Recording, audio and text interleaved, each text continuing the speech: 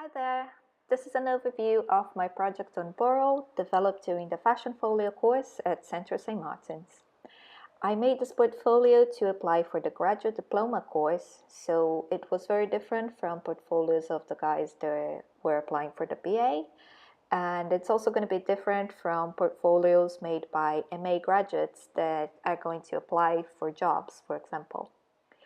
But during this video, besides talking about my research and my creative process, I will talk about some tips and insights I learned during my time at CSM and afterwards. So I invite you to stick around and watch the whole video before you decide what advice applies to your case and what you can try on your own work. So let's start with research. At the beginning of Fashion Folio, we have to show the tutors what kind of work we've been doing so far and what kind of stuff we're into. And in my case, since I had a lot of Japanese references and some work where I had distressed and painted some fabrics, they suggested I visited the exhibition on Boro that was happening in London at the time, and also do a research on Robert Rauschenberg's work. And with this research, I first developed these textile samples.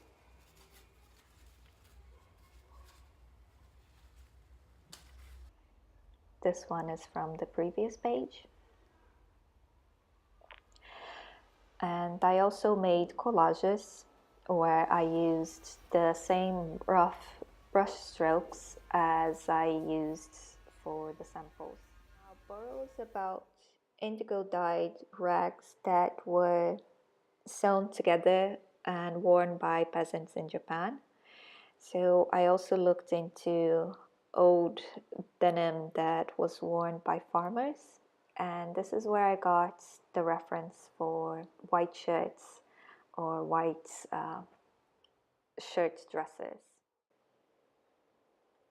Here I have a bit more on the white shirts and a sample with pleats.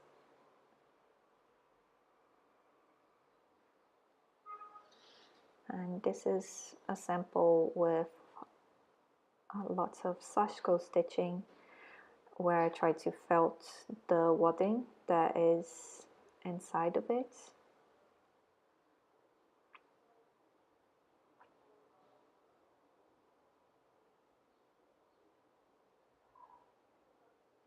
Here's some collages of how I imagine and how to use those samples. Other samples using a lighter shade of blue. It's not denim, it's not jeans, it's cotton canvas.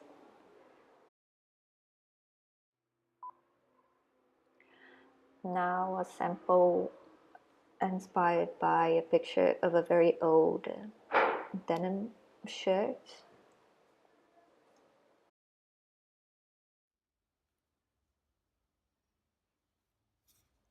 One sample where I inserted some hard boards inside fabric and stitched around them like some sort of kendo armor. And researching peasants, I also found these interesting pieces in straw, and I tried to replicate this sort of texture using potato sack that I distressed and frayed and combined with a nicer fringe in blue, and I also painted over that with reds, blue, and black. Moving on to development, and I didn't do this part as it is right now, right after I did my research pages. With the final assessment of term 1, I did something very different, and that could still be considered okay work, but I was applying for a postgraduate course, so they were expecting a different level. So term 2 for me was about making my samples in a larger scale and draping them on a real person, because you're designing for humans. You need to show some experimentation on an actual person.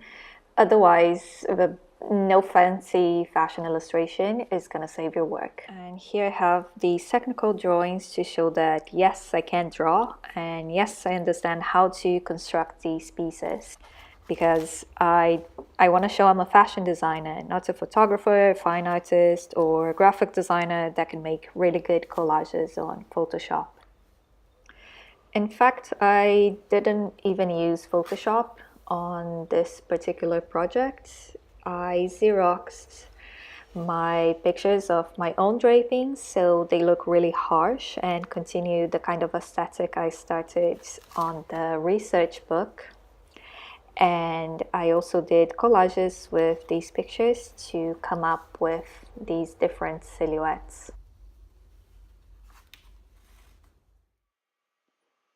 And I'm still using the same brush strokes that I used on the research pages and that I did on the samples.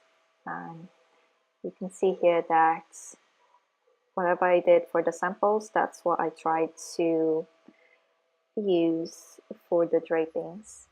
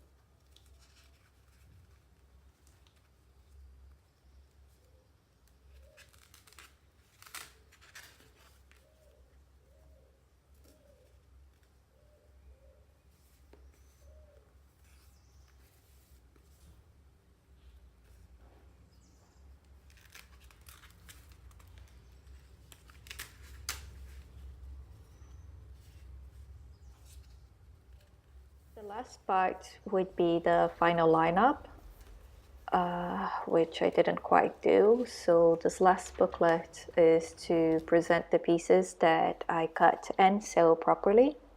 And there isn't much, but for the application interview, most tutors are more interested in seeing your process. So in the end, I did get accepted. And the first book, the research book, was in A3 size. And just recently, I turned them into these smaller booklets because they're easier to carry. And I think especially the research book looks really cute in A5 size. Now, I don't know what my tutors would say about this, and I also couldn't cover everything on one short video. After all, Fashion Folio was a full-time course. It was 9 months in total, and it was very intense. So I couldn't cover how I tested different materials, different papers, tips on presentation, all the times I cried during the course. So subscribe to my channel, or better yet, subscribe to my newsletter, because there's a whole lot of content that I plan to share, and not all of them will be in video format because it takes me just too long. So I'll see you there. Bye.